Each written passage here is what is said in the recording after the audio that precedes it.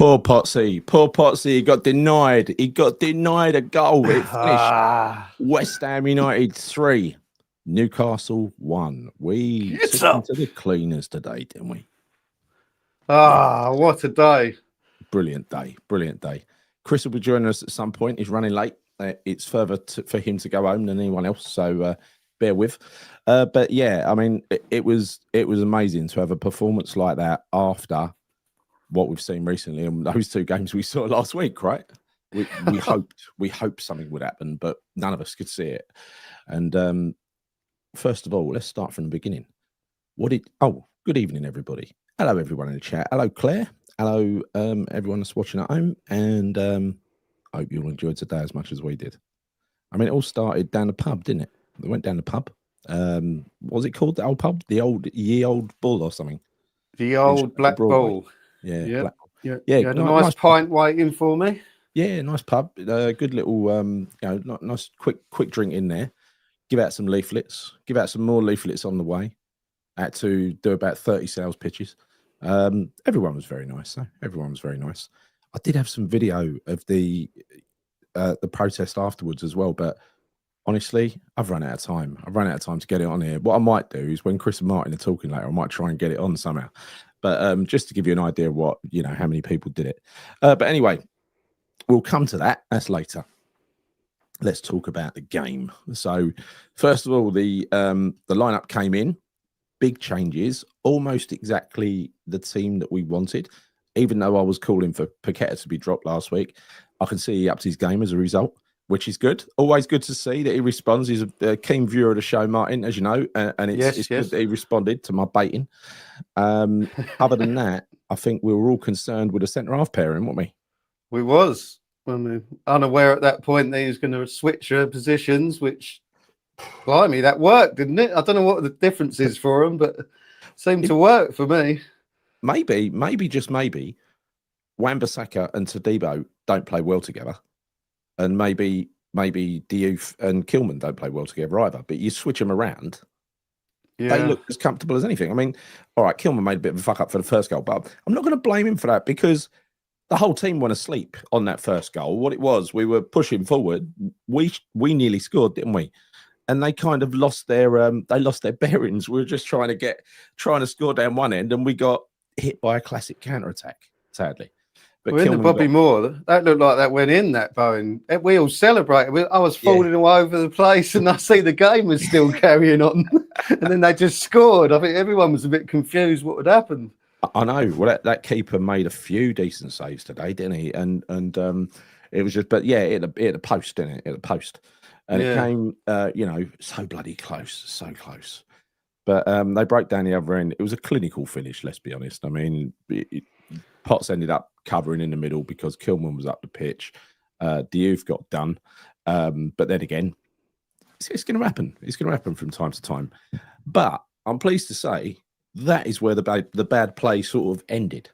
It was a very, very good performance from all 11 players. If I just forgive them that goal, right? And I'm going to, because they deserve it. Because I think what we saw today, for the first time, Martyn, is a drilled team who were organised, who were talking to each other, absolutely determined, showing some passion, which has been missing. And they really, really wanted that. You can see it on their faces. Oh, you could. The amount of tackles, that's the most tackles. I haven't looked at the stats properly, but we made so many tackles in that game. That's been missing from all season. But I think going back to the conceding that goal that's the first major positive because for once the heads didn't go down. It just seemed like a new sort of mentality in the side. And you've got to give it to Nuno for turning that round because from them two defeats prior to this, to have that sort of attitude after going a goal down after 4 minutes is credit to him, I think. Oh, it was outstanding. And the thing is, I've got to give all credit to Nuno because we've been slagging him off for a week. And so it's only right that when you slag a man off and start to doubt him, because we did, because he was appearing a little bit nutty last week, but he got every single call right today. Every call. Even the perfectly timed and perfectly selected substitutes, he got right. Yeah. Yeah. I mean, I wondered what was going to happen with Wilson, but bringing Souček on was a brainstorm. I wouldn't have even thought of that. But playing Souček as still that hold-up man up front, it worked. Yeah, it really did. It really did. And the two in midfield were sublime.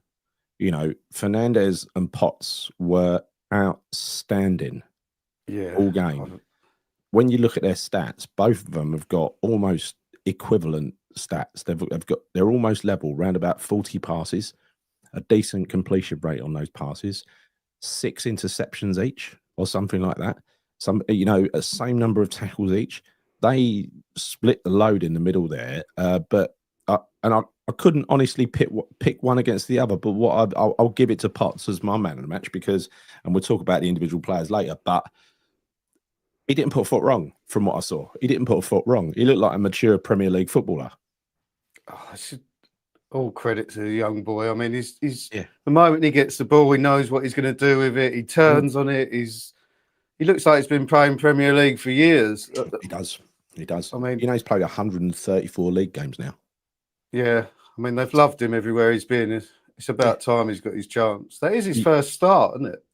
You can see why. It is his first time he's completed 90 minutes. Oh, right. Right, 100 minutes. You know, he stayed on the whole of injury time. I mean, he took Fernandes off before he took Potts off. It says it all, really. But if you go through those players from front to back, I mean, let's go through the events in the game. Where the bloody hell is Chris? He said 5 minutes. Some 5 minutes, Chris. Some 5 minutes. So go the keeper first of all. I mean, he was. Well, I'm not going to go through all the players. So I'm getting myself all unnecessary here. I need to calm down. I need to get a little bit of order. Let's go through the events. Let's go through the events of the game. So it started off with us hitting the post. They broke down the other end and scored. And then the ground went silent, didn't it? It was quite noisy, and then it went silent. And then shortly after that, I'm not sure, 10 minutes, 15 minutes after that, we got a penalty. And immediately they're doing a VAR investigation. You're thinking, oh, fucking hell, here we go. It's going to be cancelled out. The VAR guy, the camera, is right in front of me. So the referee was literally standing 10 yards away. And I was just, because he's quite over my side, I was going, come on, ref. You're a lovely ref. You're the best ref we've ever seen over here. Come on, be different, ref. Be different. Go against the video. Come on, put your foot down. It's right. None of that convincing words. None of it worked, right? He just played it by the rules. It's probably the only decision he got right all day, because he was a right wanker of a referee, wasn't he? Yeah. I thought there was a few decisions there going against us, and our luck was going against us. And I thought we didn't deserve to lose that game. That's an amazing performance. So at times we did have to beat the referee as well. And VAR. Yeah. I mean, there's that penalty, and look, a lot of people who watched it at home, some say it was a penalty. A lot of people, most people say it was the right decision. So fine, I'll go with that. But again, we didn't let our heads drop, did we? We didn't let our heads drop. It was actually a lovely little bit of possession play that led to us feeding the ball into Paqueta, him finding half an inch and slotting it in the left hand, tight angle, wasn't it? Tight angle, just under the keeper to the left hand corner of goal. What a brilliant finish that was! What a brilliant finish! Yeah, it was one of them sort of. He didn't panic, did he? He just almost passed it into the net. I didn't realise how far, because I'm behind the other goal. Yeah, the perspective's quite difficult to understand what's happened. But when I watched it back, it's from so far away. I mean, Pope would be unhappy with letting that in, but what a great finish! Well, apparently the ball dipped at the last second, which would have helped him, but who cares? I'm not bothered. I'm not going to, that's such the breaks, right? And then karma strikes. Karma. We get a beautiful ball from Fernandes, played out to Aaron Wan-Bissaka on the overlap, who goes down, heads towards the box, plays the ball across, and a beautiful own goal. And I've got to give credit to the announcer over there today. He's got this new thing of going, when Paqueta scored, he said, Paqueta! And then the own goal, he said, we've gone to West Ham has scored from own goal. Yeah. I really like that. I really like that. Made me laugh. He didn't know what to say, did he? No, we deserved that bit of luck, didn't we? On another day, that Bowen goal goes in, we get the penalty. It's a whole different game. So we really deserved that own goal. We don't have much luck like that, so we'll take it. From the possession, from the pressure that we put on them, the shots at goal, the corners, everything. We were in the ascendancy throughout that first half. I don't think Newcastle made any clear chances at all from memory. Can you remember one? No, not really. I think Gordon had a shot that Areola just saved, didn't he? But nothing of great note. I mean, I thought we was the better side. Yeah. We maybe didn't have all the possession, but I think we were. I think we deserved it. I think we thoroughly deserved it. And then we clap them off at half time, which is a strange feeling. They got a standing ovation coming off at half time. Fucking brilliant. Things are looking up. Last time we clapped the team off at half time, they came out and capitulated in the second half. Yeah. So it did kind of enter my mind. I couldn't find you at half time. I thought we was finally going to have a happy half time talk. We was going to, but I didn't want to tempt fate. Because last time I had a happy half-time talk, it went wrong. You got to take every superstition seriously. Chris, you're here. I am, mate. I am. Sorry, it's not as near to me, you know, for you guys. So it took me a little while to get back, but yeah, I've been faffing around since I got back. So apologies. That's all right. So we're just into the second half, and we'll talk about the players and everything afterwards. So we clapped them off at half-time. Very strange feeling clapping them off at half time. Beautiful feeling, wasn't it? It was made a change. Yeah, I've got a theory, Gal. Right. So we always meet at half time, yeah. And I can't remember the last time we met at half time. We had a positive chat. This half time we didn't meet. We didn't see you. I saw Martyn. So I think from now onwards I don't want to see you at half time, mate. I think you're bad luck. You're a Jonah. So I don't want to see you anymore, mate. Not a half time. I consciously changed the tactic, right? I did that deliberately because I was walking up the stairs towards the smoking area, and I thought, nah, I ain't going to do it. I'm going to go back to my seat. So I did. I went back to my seat, and it worked. So I take full credit for that victory. So no need to thank me. No need. Well, can I also call out one thing as well, because I did say to you the other day about Lucas Paqueta. I said to Martyn at half time, I wouldn't have dropped him. He was quality today, mate. He was quality. And this is the thing, right? No. Hear me out. I've got something to say about Paqueta, right? I know you were talking about assists and all this kind of stuff, right? All the statistics and this, that, and the other. But the geezer's now scored 5 goals for us this season. He scored 5 goals for us. He was outstanding today, right? So I'm not going to dig this geezer out anymore. He ain't played like that for. I know he hasn't. Chris. I know he hasn't. But he played really well today. We all welcome that Paqueta in our team. But the Paqueta we were seeing up until last week didn't give a fuck. The one we saw today did give a fuck. The one I kind of disagree with you. I disagree with you, Gal. When we played against Leeds, I know we weren't great, but he was probably the best of a bad bunch when we played against Leeds. So I think people have got short minds when it comes to Lucas Paqueta. They look at one individual, well, not necessarily individual isolated performances, but they think, oh, he's been crap, he's shit, he's not getting assists. Well, he has been crap for about 2 years. Yeah. Well, yeah, but Gal, he scored 4 goals prior to today. He scored 5 goals this season, right? So when you look, everyone has been crap. No one has been good for us this season, but he gets picked out as being shit. And that's my honest opinion. No, right? So they've all been picked out for being shit, haven't they? But yeah, well, the thing is with someone like dropping him. But you're going to pick out someone like him because he's supposed to be. He's the one, isn't he? He's the special one. He's the player that we hang our hats on to create something. Someone to, add a little bit of sparkle, a little bit of fairy dust into the game. And he ain't been doing it. So I think, it wasn't just me saying it, but I believed it, and that was, I didn't know what to do after last week. One thing's for sure, I didn't expect a complete team performance this week. And I'm happy to be wrong. I'm more than happy to be wrong about that. I mean, fuck it, I'm not proud. I'm wrong most of the time. I don't know if you noticed. Dave in the chat saying Dave in the chat saying I'm wrong, right? And look, we're all entitled to opinions. I'm not saying I'm right at all, but based off of today's performance, that he shouldn't have been dropped, and quite clearly he wasn't, and he put in a fantastic performance, which he should be doing on a more regular basis. But I'm going to go back to my point. Everyone has been shit this season. Everyone, right? They have. I just think that with Lucas Paqueta, he's got it in his locker. He's got the ability to turn a game on its head, and he controlled it today. Him and Potsy were fantastic today, as was Fernandez as well, by the way. I thought our midfield was brilliant. Was amazing. Yeah. But I couldn't find a weak performance in that team, to be honest. I thought it was, it's great having all the stars playing well. But to be honest, we look like we've got a lot of stars when they play like that. You look at Diouf, who was back to his best. Look at that crunching tackle he made in the second half. You could hear it echoing around the ground. and the guy was limping for about 5 minutes afterwards. He really hit him hard, but it was a clean tackle, and we haven't seen that from Diouf for games now. I mean, ever since before the Arsenal game. That was the last time he played well, before the Arsenal game. He's been taken to the cleaners recently. Wan-Bissaka. We haven't seen that Wan-Bissaka this year, have we? No, that was like last season's Wan-Bissaka. That was the proper full cream Wan-Bissaka, wasn't it? It was. And I think if you play going back to Paquetá, you got the bastard Paquetá again as well. Yeah. He was, he got pushed over. He's like playing games everywhere. He really wanted to win the match. You got the full package. He was right up for it today, and everyone loves Paquetá when he's in that mood. I hope he stays in that mood, right? Because we need points now, and I think we're third from bottom now. So we've climbed a little bit. See, Chris? We've climbed a little bit, but we just haven't. We need to put a few wins together, a few results together, starting next week. Obviously, the one we've got to win.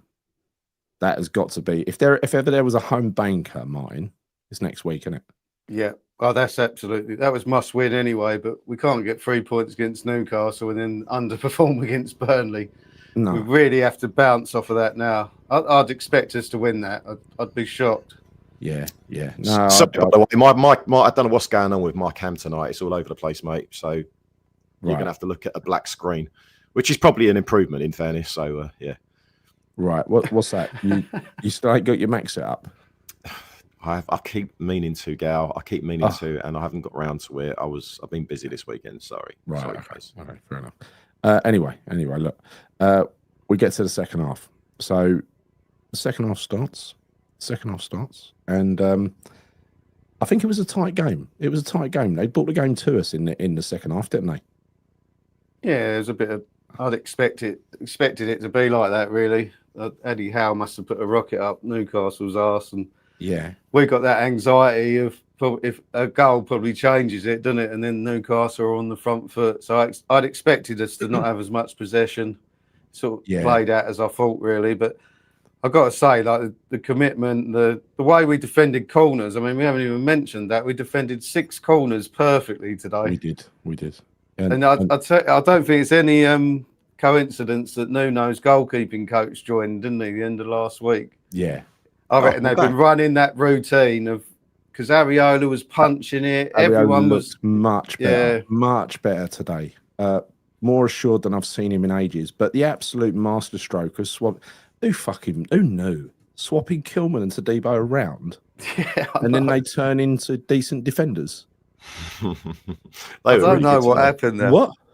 They were very good today. I mean, I must say though, Kilman first half, it was a little bit shaky for me. I mean, that first goal, I think he was probably at fault in terms of the build-up. I know, Diaz got turned inside and out, but God knows what he was doing up the other end of the pitch like that. I mean, seriously, left himself massively exposed. I think Potsy was trying to cover for him from recollection, but I thought overall, in terms of the entire game, I thought Kilman and Todibo were great. I thought Todibo was probably better than Kilman today. Actually, I thought he was my standout centre half. Yeah, I'm not going to have a go. I'm not going to have a go at Kilman because I think we've had a go at him enough recently, and I think on the balance of the game in the second half, especially, he did really, really well. And in the first half, I saw a few little interplays that he did because it's over my side, isn't it? With Wan-Bissaka, one tackle especially that I really, really liked. Also, Todibo, he's like, he's come out afterwards. He's all smiles. He's signing autographs in front of us and stuff like that. He comes across as a lovely bloke, as laid back as he looked on the pitch until last week. But he just looked more committed. He looked like he knew what he was doing today. He looked like there was an aim. Yeah, I mean, they were both much improved. Yeah, I wouldn't have said it was world class performances, but. No. Compared to what we've seen previous, they were very much improved. I was shocked. Yeah. And that gives you just that little bit, that little kick up the arse. If you're, a little bit of, if you have a performance like that, good feeling around the camp. They're going to train well this week. Everything's going to be happy. But confidence has got to grow from somewhere, isn't it? And it's like a good start, a good basis. Yeah, they've responded to Nuno, whatever he's done all week. Yeah. And now you're in a conversation where you can say, "Oh, it's worked." They've responded. He's put players out, Martyn. He's put players out that we've wanted for a long time. We've wanted that midfield out for a long time. We've wanted Potsy in there, right? So I think it's for me, it's not like he's performed miracles today. I mean, don't get me wrong, he deserves a lot of credit for getting that result, because to beat Newcastle, player for player, they're a better squad than us. They are. But it's like it goes back to what I said the other day, Gal. You know, if you get 11 players out there that show 110% commitment and work their bollocks off, and I think they did work harder than Newcastle today, then anything is possible. And we got the win as a result of that. So it just goes to show, mate, you know, like it's like a throwback from the 90s when you get a lesser team that beats a better team. And it's purely down to work rate and ethic and heart and desire. And I think they showed that in abundance today. And every single player did. Every player did today. Don't forget as well, and this is something I mentioned before the game today, Lopetegui did this exact same thing, apart from it was away against Newcastle. And it was like the rebirth when we thought, fucking finally, he's not crap, he's not mad, he's you know, we look good, and the next game it was back to normal. So let's not get carried away with one performance. But one thing that was really good about that is I don't think Newcastle were completely shit like they were when we played them up there last year, where they took their eye off the ball massively. I think they were, you know, they were not great, but we've lost to worse teams than them. Yeah. I don't think Newcastle were great today, Gary. I'm not going to say they were shit. I don't think they were great today. You know, they certainly were nowhere near the levels that they can get to, right? But I think you still got to give West Ham credit, because, you know, we nullified a lot of their threats. And I think we, in midfield in particular, we definitely nullified the threat of midfield. And that was key for me in this game, because we know they've got a very powerful midfield. And also, again, we nullified the threat of, you know, Voltamado, whatever his name is, up front. I mean, that guy is literally, he's a man Martyn. And the fact that we kept him quiet for the whole game is unreal. I mean, honestly, because that guy is a handful. And I was worried about him before the game. We didn't really need to worry about him, because Kilman and Todibo pretty much had him covered, you know.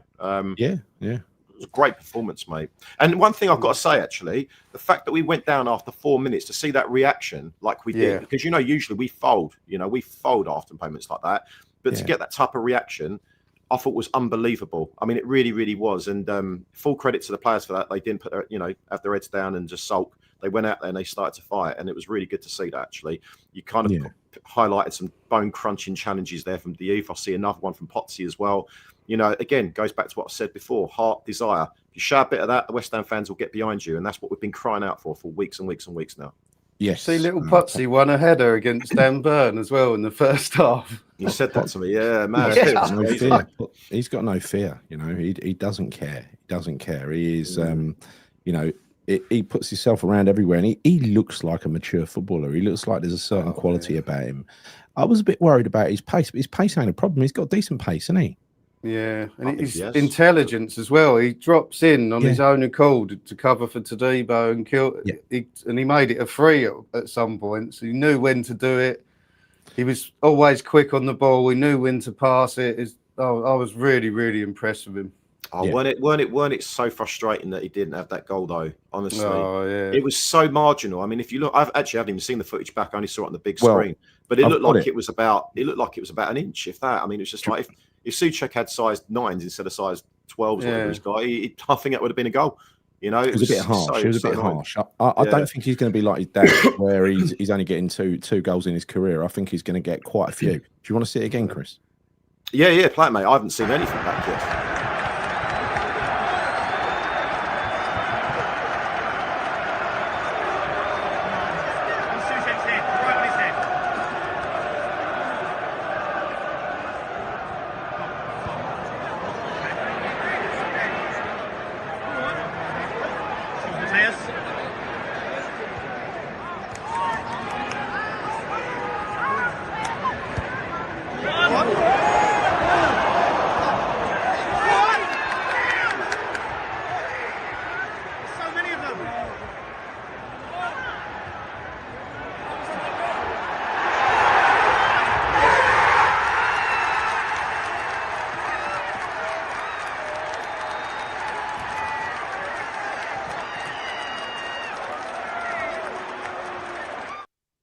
It was fucking wonderful when he scored that goal, and we were he started singing, "He's one of our own, he's one of our own." By the way, later on in the second half, did you see the youth when he won a throw-in. No, the ball went out for a goal kick, and he fucking did an air punch. He fucking punched the air. He jumps up. He's like, yes. He was like, really wanted it. And he's by the there way, sorry, with him as well. That footage, Gary, sorted out, mate. You know, I couldn't see if that was offside or onside or anything, mate. So I was expecting some proper lines and everything. I don't know what that's all about, mate. I know. StreamYard's so shit. I've actually got it in 4K. It's beautiful on my phone, but as soon as you put it in here, it's crap. But I wanted a better angle, and I wanted the lines on the pitch as well, so I could see, because I was expecting that you would show me exactly that. You don't get a better angle than that. I think you need to sort it out, mate. So that was the first. That was the first disallowed goal. So we had one penalty disallowed with VAR, and we had a goal disallowed by VAR, and so we're 2-1 up. We're biting our nails. Still playing well. Still in the ascendancy. The referees added 5 minutes at the end after giving us literally nothing all game. And this is where today, Paqueta was going down, but he wasn't diving. He was actually fouled a load of times, and the referee just didn't even look at him. Didn't even give him a second glance, did he? Right. And yes, so that was it was awful. I thought the ref was awful today, actually. He was terrible, because it wasn't just Paqueta. I mean, he booked Paqueta right at the end as well for the best dive of them all. Did you see it? No. He booked Paqueta for kicking the ball away, Gal. He kicked the ball away. It was like right at the end of the game, wasn't it? He kicked the ball away. Just to basically wind down the clock. From where I was sitting, there was a coming together. The guy stuck his head in, and Paqueta like swallow dive backwards onto the floor. Yeah, but then he kicked the ball about 30 yards. So I think I don't know if I'm right, but I thought it was before. I don't know. You might be right, but I know that he did waste. I mean, of course you wanted him to waste time right towards the tail end of the game, but he kicked the ball away. So that's what I thought he got his yellow for. But maybe I'm wrong. I don't know. I'll have to look at it back. Yeah, it was happening all over the place as well. When Fernandez won that free kick on the opposite side to you, Gal. Yeah, and Paqueta went over to him and just lifted his foot up as if he had cramp, and he didn't. Yeah, I know. That's what I play those tactics, though, mate. You got to do that. Got to do that when you're trying to see out. Hazard was creeping in today. Like, when have you seen a keeper go down with cramp before? Yeah, I know. Perfect timing. Hammering that when he was. I read they had one of the training sessions was how to go down with cramp this week. Yeah, because I think 3 of them went down with it at one point or another, didn't they? Just running the clock down, and then so that was it. We were biting our nails, and then it got to the end of the game, and then finally we put it to bed, and this is what happened.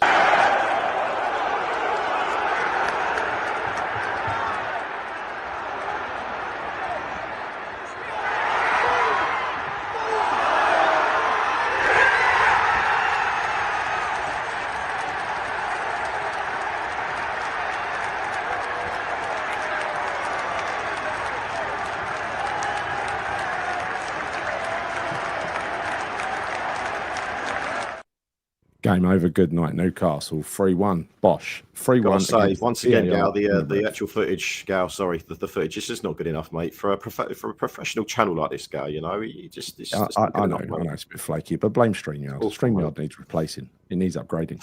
Mate, I was buzzing. I'll tell you what, though, I must admit, I did think that they were going to disallow that. I really did. You know when they kind of pause, you're like, oh, it's going to be disallowed, but I couldn't see any reason why it wouldn't. Why it would be disallowed, because it was right in front of me, mate. It was right in front of me, and I see it. The goalkeeper had one fucking hand on it, but they tried to call it as an offside, didn't they? I think on Bowen. Yeah, they did. It went to VAR again. So they literally tried to fuck everything up that we did. They tried to fuck it up with VAR. It was in Stockley Park today. I don't know, but it weren't a West Ham supporter, that's for sure. How did it take so long? Like that penalty, right? That so-called penalty. Now I know. Yeah, well, that's what I don't understand, because like when I saw the replay of it on the big screen, I could see it weren't a penalty. But how does it take that long? Why does it take that long? It's unbelievable. I don't get it. I don't understand it at all. I don't know, because I mean, you see the replay, and it's like it's one of those things. Looks like he's got his foot to the ball. So yeah, just say it ain't a penalty. Done, isn't it? But so. Just keeping us on the edge of our seats, mate. You know. Yeah. Oh, I'll tell you what. Talking about edge of our seats. Talking about edge of our seats. It's quite funny. So just behind me, and I did actually record it. I took a picture of it as well. There was a row of 4 seats that fucking fell out and collapsed. So just to clarify, these are those state of the art, top spec seats that Karen Brady promised us. They all fell off. No one even touched them. They were all, honestly, they all came off. Unbelievable. I mean, it's a good job people stand there, because no one would have been able to sat in those seats. They were literally on the floor. But yeah, that was quite funny, and I actually missed one of the goals when I was turning around looking at that. Funny enough, so yeah. How did you find it with the giving the leaflets out and everything before the game? Everyone all right? Everything all right? Yeah, I mean, I think in general there were still people that don't know what it's about, which is perplexing a little bit, because look, I mean, so I don't know if who said it to me. I don't know if it was you, Martin. They say, oh, maybe these people don't watch YouTube. Someone said that. I said, but it's got so all to do with YouTube, because the mainstream media caught wind of this. You only need to go onto Sky Sports News or go onto BBC News, whatever you need to do, and you can see it's on there what we're trying to do. So I'm a little bit surprised that a lot of West Ham fans don't know about it.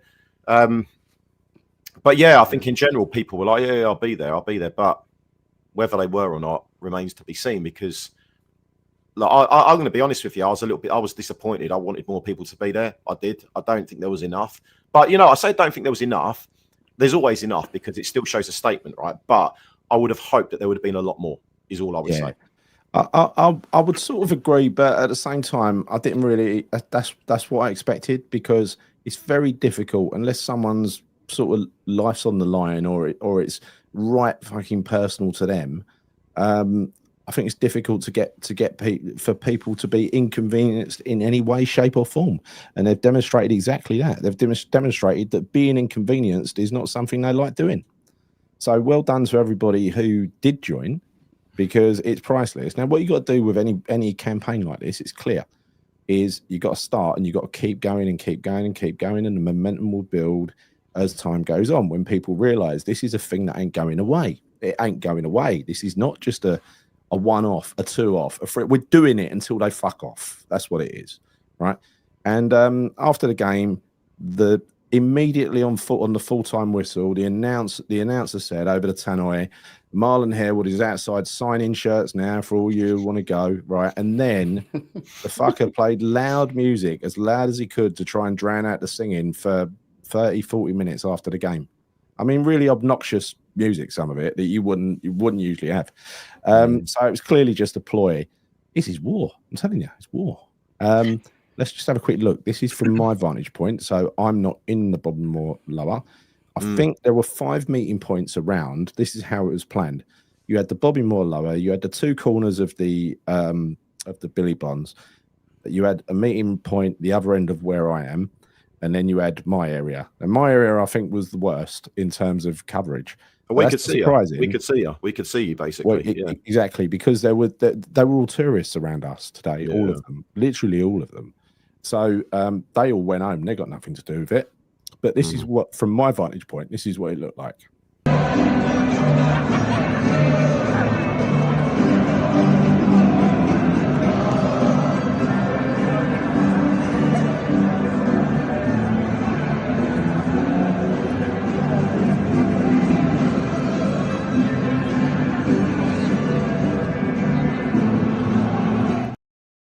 So as you can see, down the other end to where I am, that's pretty crowded. Over in the other corner was a good little turnout. The Bobby Moore lower is obviously the best turnout, and people were scattered. If you look around the ground and you sort of look in, there were people everywhere. There's probably, I mean, I'll have to get AI to do a count on it. I don't know if I can or not, but who cares anyway. Well done to everyone that came. Kat saw Kat outside with her 2 kids. A little daughter who's unbeaten, which is good. So she's got to go to every game now, unfortunately. I did the same with Adam when he was younger. Literally, I took him to about 10 games. You know that season where we stayed up, The Great Escape? That was when towards the end of that season, that's when he started going. We kept fucking winning. So I kept taking him. I had to find 2 hot dogs in the end to convince him to go. Yeah, so, it's disappointing. And I mean, someone in the chat's put down, Chris, the amount of people who did the sit-in shows a number of proper West Ham fans who still go to that shithole. I mean, yes and no. I mean, look, there's a lot of West Ham fans that just don't either understand it or just have the kind of the thought process whereby, oh, well, it ain't going to make a difference. But that one person makes a difference because it all adds up. And you imagine if you did a poll and you kind of questioned how many people would say, well, me being there ain't going to make a difference.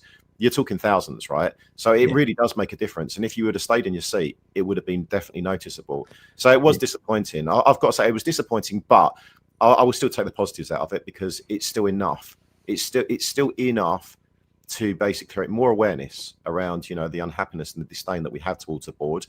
And it will only grow and grow and grow. And this we know it potentially could be a bit of a long road that we're going down here, but we'll keep going. You know, we'll keep going. You've got the Burnley protest as well, the march for that, which I'm genuinely looking forward to. Like I am, honestly, probably more than the game. In fact, I am. Yeah. Because you're around proper West Ham supporters that care about the club, mate. That's it. Yes. You've got people that turn up for that won't even go to the game. They care about the club. And it's a nice feeling to be around those types of people, you know. It's gonna be amazing. But honestly, when I went round about 30 different groups, because I lost you going into the ground, because I was just stopping and handing out leaflets and talking to people. First of all, like you said, the amount of people who didn't know there was a protest or thought it finished with the boycott last week. One of them said to me, "Why are you changing it every week? When you boycott last week," I said, "It's going to change every week, mate. It's a different shape."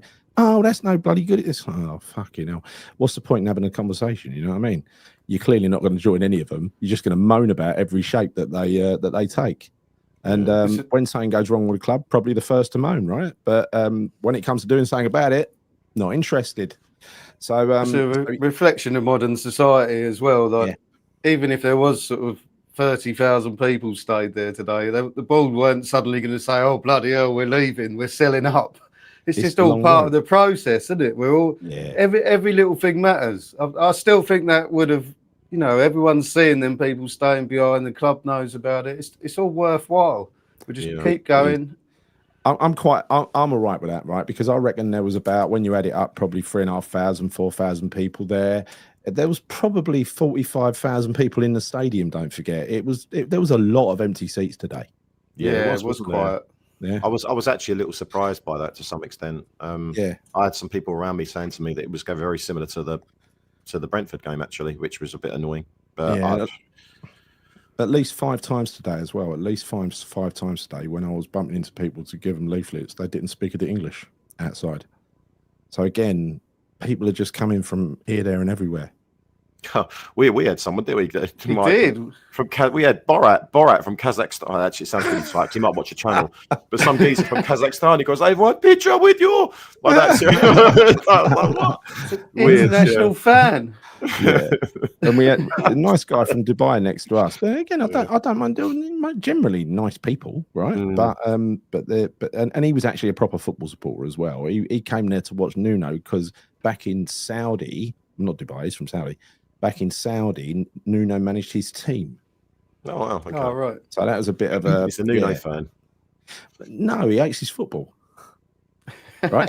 He says he's boring. But nonetheless, Nuno won the league with that team for the first time in years, right? It did. So let's go for a few comments anyway and see what you... So, Kat, good to see you outside today. If it happens next time and we win, we're going to have to meet outside again and so on every game until we lose. And your daughter's got to be there as well, because I am superstitious. I'm never meeting Chris and Martyn at halftime until we lose. Yeah, well, that was our choice, weren't it, Martyn? We don't want to see you at halftime ever again. I snubbed you. Right. We need more home wins. If Nuno can change that, I will kiss his lovely bald head. He's got a lovely bald head, hasn't he? Bit like mine. Yeah, pretty similar. Pretty similar. But he was back to. He showed great decorum, I thought, in his interview during the week, and I'm a bit cautious to get too carried away with what a manager seems like. But I was quite impressed with him, and it seems like he's actually done some stuff this week, doesn't it? I reckon he got some of those. You know those tennis machines where they fire tennis balls at you. I reckon he's got some football ones of them and just fired balls into the box at Tadibo and Gilman. I see Tadibo made about 3 headers in the first couple of minutes. I was like, Jesus, he's learned how to head a ball. So all of a sudden, you know. He doesn't care. He's got great hair. Freddie Potts. I ain't heard that one yet, but I have now. Did you see Freddie Potts' post-match? No. With Bowen? That is worth watching because, you know, it's the official West Ham interview where it's all sort of easy questions. But he's got him and Bowen. And he says to him, like, look at him, he's not got a hair out of place, like man of the match sort of thing. Yeah. And he says that you was a toenail away from scoring and everything. And he said, I actually forgot about that. He said, it wasn't until after the game someone reminded me. He said, I just wanted to carry on with the game. No, but it just shows, doesn't it? It's focus, isn't it? He's just like, get on with the next thing in the game. Potts looked like he was giving out orders. Said, yeah, he was. He's a born leader, the kid. Well, his dad was the leader, right? So it wouldn't surprise me if he is as well. And he showed great leadership in the 2 places he's been and played. Yeah, I don't want to get too excited yet. I don't think we should. I think he was outstanding today. I'm just hoping it will continue. It's as simple as that. We're renowned as a fan base to get excited quite quickly over young players that come into our first team. So I think we should calm it down a little bit and just give the kid some time because he's going to make mistakes. He's going to make mistakes and everything. It's going to be a rocky road, though, didn't we? Yeah, exactly. It's going to be a rocky road. We know that every player, including Declan Rice, Frank Lampard, Rio Ferdinand, every kid that's ever made it, has looked good, then had a spell out the side, then looked good, and eventually they have a longer run in the side. Let's just hope that he's served that apprenticeship already, and this is the proper, this is because he does look ready, and nothing seems to faze him. Yeah, no, he definitely does, and I think he plays with passion, he plays with pride, and he plays with love for the club as well, which means everything to the West Ham supporters. So I want him to stay in that team. Yeah, watch his post-match. It's brilliant. The way he's so composed, and he's got Bowen next to him, and he's almost better at speaking to the media than Bowen is. It's bizarre. Well, it's good if he can end up with the armband as well, Yeah, they're praising him, and he's going, all I'm trying to do is win this shirt. Like, I want to play. That's all he's saying. That's a shout, by the way, Gal. When you say give him the captain's armband, not saying give him the captain's armband yet, but you never know. Later on down the line, a few seasons down the line, he could be that captain type material. He could be. Born and bred West Ham boy. If he carries on like that, I'm just saying it would be amazing if his dad did it and then he did it, wouldn't it? Yeah. He's born a West Ham fan. We've got to tap into that, keep him forever, make him a legend of the club. Yeah. I wish Souček had his feet on the right leg sometimes. I tell you what, for that was such a great call because Callum Wilson run his socks off and he got bashed all over the place, and he bashed them all over the place as well. He really put himself. He knows how to use his body, Callum Wilson, doesn't he? With defenders. And for the Somerville shot, apparently he backed into defender to move him out of the way, so as he get that shot off. So he weren't thinking about himself; he was thinking about Somerville. Oh, he's an intelligent striker. He definitely is. And I think for what he lacks up with, with pace and energy like he used to have, I think he's a very clever type of player. He's very aware of what's going on around him. And I think you're right. I think he did do that for Somerville, actually, so he could pull off a shot. I actually know what you're talking about. I thought he played really well today, but he was tiring. It was the right thing to do to take him off. And the right thing to do to bring Tommy on, put him up front against a tired defence and let him just run around and try and head things. Yeah. I was well impressed with that decision. I said to my boy just before it happened, I said, "Look at Wilson. He's tired. Yeah, I don't know how we solve this because I didn't think Marshall would have had the same impact." Now I see Souček coming up, and I'm thinking, bloody hell, we ain't going to play like a packed out midfield with no striker. But then it was quite evident that he was playing Souček as a hold-up player up front, and my God, it worked, didn't it? Yeah, when I see Souček warming up, I must admit, I was thinking, don't change any of the midfield. Just leave it. It's doing perfectly fine. Don't take anyone out of that. So I think he made the right decision, and you needed someone a bit of aerial dominance up there as well. And obviously Souček is the only one that we could have played in that position, really. So it was a very good decision. Who else did we see make his debut? Igor. So that was good game management as well. I think Nuno was bang on with his game management today. Yeah, for sure. Yeah, he definitely was. I can't fault it. Yeah, it was brilliant. I mean, Igor just looked like, he's got legs like tree trunks. You've seen him, literally, his thighs are like that. They're fucking enormous. Wow. Yeah, he sort of dropped him in between Kilman and Tadebo, didn't he? Yeah. Yeah, I thought he played on the left-hand side of the back three. Or maybe I didn't see it. It was around the other end. I don't know. But either way. That thing about Paqueta, 1 yellow from a ban. See, I think he kicked the ball down the line earlier about playing shithousery, right? But then what happened was they came face to face, these players. You wouldn't have seen it because the player's back to you, right? But he's put his head in like that, the player, and it's comical what Paqueta done. And I saw him flying on his back, like he got flattened. I know, I saw it. Yeah, I was laughing. It was so brilliant. It was so funny. And he couldn't believe it. Paqueta was looking at us in the crowd going, what the fuck? He couldn't believe he got booked. Why did he book him?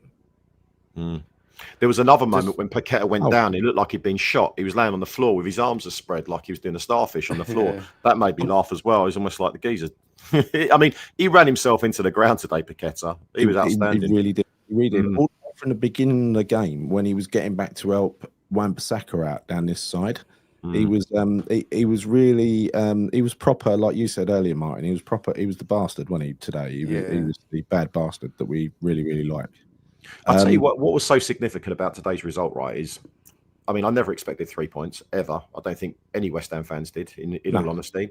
But it was such a huge result for us because, bearing in mind, if we would have gone up against Burnley next week, and let's say hypothetically we lost that game, then suddenly you're talking about a 9-point gap between ourselves and 17th spot, and that is significant. So that result today was massive for us. Make no mistake about it. And we didn't see it.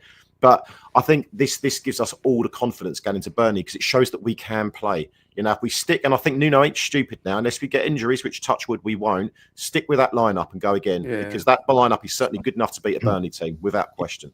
He will, I think. 'Cause in his pre-match, Nuno said that he likes routine, but he hasn't found that thing that clicks yet. It's no, that'll be the same starting 11 against Burnley, wouldn't it? He's got something now to work with. Yeah. When he said that, though, it's like, oh yeah, I haven't found it that clicks. I mean, for goodness sake, mate, come on. It's obvious it weren't going to click with Souček and bloody Andy Irvine in midfield. I mean, he's kind of got himself to blame for that. But you know what? He's entitled to make some mistakes. He's still learning a bit about his squad. But hopefully now he's realised, you know, we don't want to see any stupid decisions by him again, playing players in. I mean, you can't play people like that in the engine room, mate. Sorry, you can't do that. A partnership, a double pivot at them two, you're asking for trouble. I think, imagine if he played Souček and Andy Irvine in that midfield today. No, I know. Imagine we won that game because of the midfield. That's one of the hardest midfields to play against. And if not one of the best midfields in the Premier League, if I'm being honest, it's got to be. You know, Paquetá was he was causing so many problems, Paquetá, and then you had Potsy and Fernandes working so hard behind him. It just worked really well. That's the midfield we wanted to see. Why is it always against Newcastle that Paquetá seems to play well? Is it because he's playing against his best mate, Guimarães? Is that the reason why? Because he's always against Newcastle. He seems to put in a good performance. Don't know. It's weird, isn't it? We seem to as well, the whole team. Yeah. We were singing that, weren't we? Can we play you every week? Ogami Ito says, not getting carried away, but there is some there is some faith returning. You should say, is there some faith returning? Question mark. Paquetá got kicked up in the air. The ref gave Newcastle front. This was right at the end, down our end. Throw in right outside, an opportunity for a long throw in outside our box. Shortly after, KWP got taken out just outside the area, and the referee just fucking waved playing. And I was saying to Roz, in a minute they're going to score, and the referee's fucking giving it to him. This was at 2-1. It was ridiculous what he was doing. He seems to be trying to help him get back into the game. Yeah. It was frustrating at the end. It was very, very odd, actually. I must admit, some of those decisions. I mean, it just didn't really make too much sense to me. But you know what? It's done now. We've won the game 3-1. Who fucking patched him through to the tannoy as well to speak to the stadium at the beginning? Yeah, that happens now, doesn't it? Does it? I don't like it. It does. Yeah, first time I've heard that at London Stadium, I think. But yeah, it does happen, mate. I don't like that. Is it just for penalties then? I think it's just contentious decisions of VAR when he goes to the screen and if he goes against a certain decision it's made. Others? He didn't fucking when they go to the screen. I think so, yeah. I mean, I've seen it on telly a few times, but yeah, I think it is, mate. I think it is, and it's very American, isn't it? That type of thing. Yeah, very American. Areola's cramp was classic. It really was. I said to Ross, when have you ever seen a goalkeeper go down with cramp? Fucking never happens, does it? He was great today, by the way, Areola. I thought he was very good. Very good. Aren't you what you're saying? Yeah, he was brilliant. He was brilliant. And from crosses as well, mate. His punching from crosses was excellent. It was great to see him getting out there and fucking punching that ball clear. Yeah. And also, and he did pull off a couple of good saves as well. A couple of very good saves. I think Gordon had, was it one, maybe even two from memory? I can't remember, but he won. He tipped one around the post as well. He was good. He was very dominant, very dominant against a team which are aerially superior to us. You look at some of those players they got in there; they're massive, absolutely huge. Yeah. We looked more of a threat from our set pieces today than they did. It was a good shot from Paquetá for a good free kick. That was saved, yeah, saved and hit the post, didn't it? So I'm talking a good shot. So imagine if that Bowen one went in. Good God. I thought it did. A shot that was. I feel like I celebrated about 5 or 6 goals today and a penalty. Mate, it could have been. I mean, it could have been a score line to us without question. I don't think anyone could have said, "Oh, you didn't deserve that." I think we thoroughly deserved that result today, and it could have been 4-1, 5-1, possibly as well. 100%. But no, man, I was buzzing today. I think. Yeah, it would have just been the icing on the cake if Potsy would have had that goal allowed. You know, that would have been lovely. What a great way to mark. Was that his first start for West Ham? Was it first start for West Ham? First whole game. Yeah. Well, I mean, what a way to top off that type of performance. I know. But amazing. But were they going down with cramp? Paul says to waste time, or because they're putting a genuine shift? Well, I think it's a bit of each, to be honest. But the Areola one was definitely just to waste time. I mean, and it was a fucking long-winded one as well, wasn't it? It was a really long-winded one. Also, they were doing that thing of even Callum Wilson really taking it down. When you go as a substitute, you slow down, you take really short footsteps, get slightly undressed. You clap the crowd. It takes 5 minutes to get off the pitch. I hate all that, but if we're doing it, I love it. It's fine. Yeah. No, we had to do that. We had to be sensible. Yes, very feisty tonight. What have I done? What have I said? What have I said? I don't know what I said. Right. Oh, it's about your video footage, your poor video footage, mate. Oh, I don't know. You just feisty mood, Chris. Feisty. VAR destroying the spirit of the game. Yeah, I wish they'd fucking can it, to be honest. Bin it. We'd have won 5-1 today if it weren't for VAR. Yeah. I mean, look, it should be an equaliser. It should be one of the. There was one right decision today, and no, 2 right decisions because they let the Souček goal stand at the end, but there was still one wrong one in the middle. Where it comes to like, it's like one. I don't know how they make these decisions. Whether it's done by committee or someone just says, "I think it's this. I think it's that." Yeah, but that's the problem. It's still going down to a human's perspective of an incident, isn't it? I don't think it's just another decision. It's a couple of inches or something like that, But then it's where do you draw the line? Is a couple of inches or a couple more inches? It's like, you know what I mean? Yeah, that's the sort of spirit of the game's gone with that, really. I need to see that Potsy goal back. It looked marginal, but again, like I say, I only saw it on the jumbo, the jumbo screen, so I don't actually know. Was it because Souček got the header on the far side, and it came back to him? Yeah, and that was why Souček was counted as offside.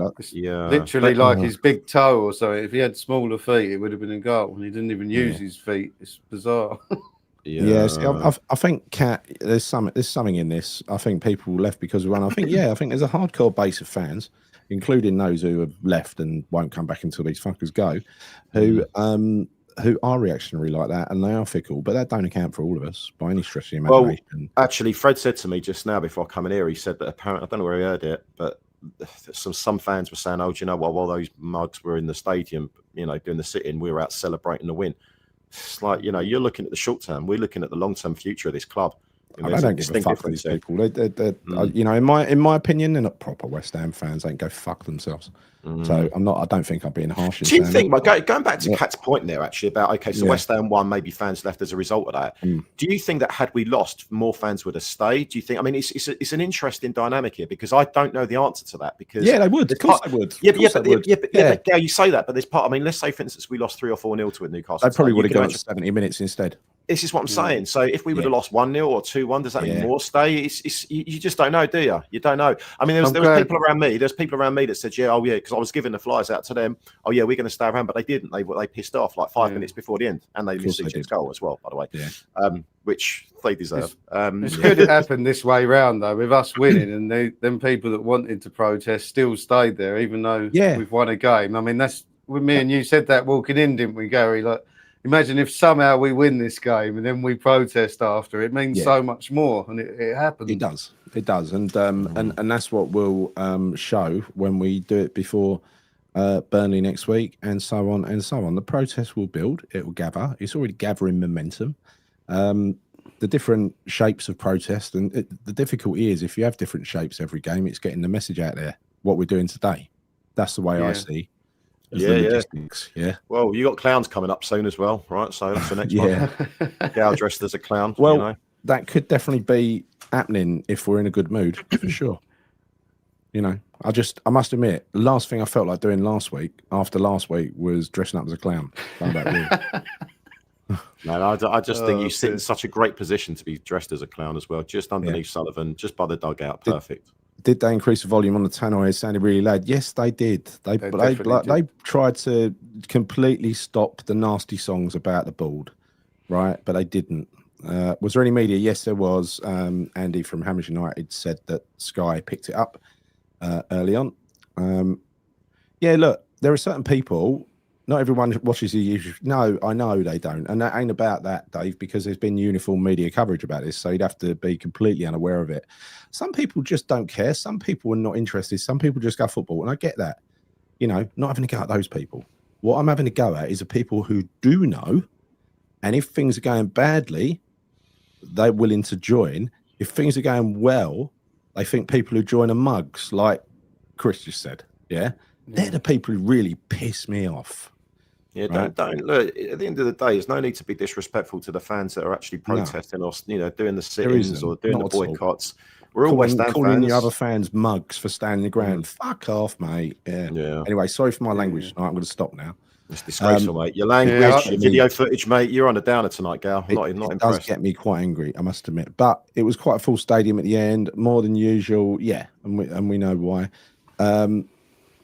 Not speaking English, that means I ain't locals, mate. Yeah, I know. Well, I actually had to pull away because they didn't speak English at all, these people. And I don't know what nationality they were, but I had to, knowing you, Gary, I bet you were still fucking talking to him for about 10 minutes, mate. I saw you in action. We saw Gary in action today. He was like a Jehovah's Witness, weren't he, with his flyers going around? I saw it, mate. I was people were standing around trying to have a nice quiet drink, and I was just invading their group, going, don't think of leaving early today. What? No, they said sit in at the end. Just stay till the end. You're not allowed to go. And then, by the way, come to Burnley next week. Come to this protest next week. And then I talked about the protest. And they did it that way. They were, a lot of them were quite receptive to it. But like you say, it's different. You have a nice, polite conversation, and then they just, bin it. Sky showed the sit-in, and Kelly said, they've just won, and they're still protesting. Oh, God. Exactly, really? Kelly. Exactly, Kelly. Silly Kelly. Oh, I forgot that the future of the club's just basically hinging on one result. I forgot about that. I didn't realise. Yeah, what a load of nonsense that is. Cat schmoozing there. Look, she met Martyn Allen today. He's so lovely. He didn't dribble though, did he? Oh, he is a nice bloke, Martyn. He is a nice bloke. Yeah. Most Martyns are. Yeah. It depends on the spelling of the Martyn, though, right? Is it Martin rather than Tyn? I don't know.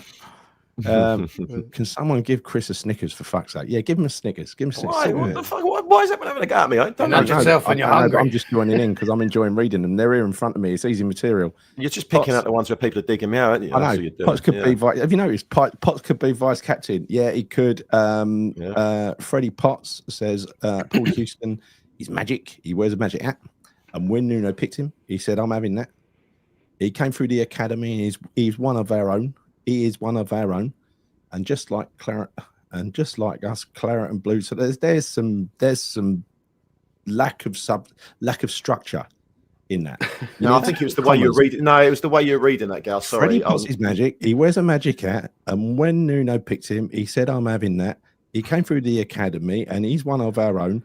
And just like us, Claret and Blue to the bone. So not enough syllables then, or something. Exactly. Is that what it is? Definitely light on syllables. See what I mean? But it's in the right direction. I like it. Yeah, it is. Yeah. Good draft. 0.1 alpha release. I think Potts will be the next West Ham legend, and also think we need to play more like that to win. We do indeed. What you're saying. You speak so much sense, of course. What are you saying? What are you saying? Sheringham was like that. Very clever player, but slow. Trevor Brooking was very slow. Are we talking about Callum Wilson here? Like, is that what Gary's doing? They're talking about Sheringham. Yeah. The thing is about Callum Wilson. He's a proper high-end striker who plays that striker role really well. They're very different types of players. I thought Sheringham was a intelligent striker. Very intelligent. This is a good point. So we haven't really mentioned Somerville, have we? Young Jimmy. He was involved in the Freddie goal just now, as we saw, but he was involved in most things today, wasn't he? I love the way his thinking is just to attack. And so many times he got the ball and he just attacks them. Defenders hate that. Players running at them like that. It's so good to watch as well. Yeah, no, it really is. I'm melting. I've got a jumper on. I put the heater on when I came in here, and I'm melting. Oh my god, this is something's got to change. 1 minute. We ain't gonna have a strip tease, are we? No, I've got to turn it off. What's going on here? I've been left. What? There we go. I might cool down a bit now. Bloody hell. Oh, right, should we do player ratings, Martyn? We can do player ratings. I haven't written any down, but let's do player ratings. Work our way through them. Chris has come back just in time for player ratings. Right. You nearly missed a strip tease then from Gaz. All right, sorry. I'm going. Whoop. Fucking hell. Oh, I wasn't serious. No, I know. Gary, Chris, you will be vlogging next week's protest. Yeah, that's going to be... Yeah, we will. Get yourself to that one, I promise you. You really want to be at that one. It's going to be big. Meeting at Stratford Station at midday, isn't it? Is it midday? Something like that. Yeah, it's around that time. Yeah, I think I need to double check. To be fair, I'm just looking at week by week at the moment in terms of what we're doing. But yeah, I think it is midday or maybe half 12. One of Jason, you can only vote when I call out the players. You've broken the rules. All right?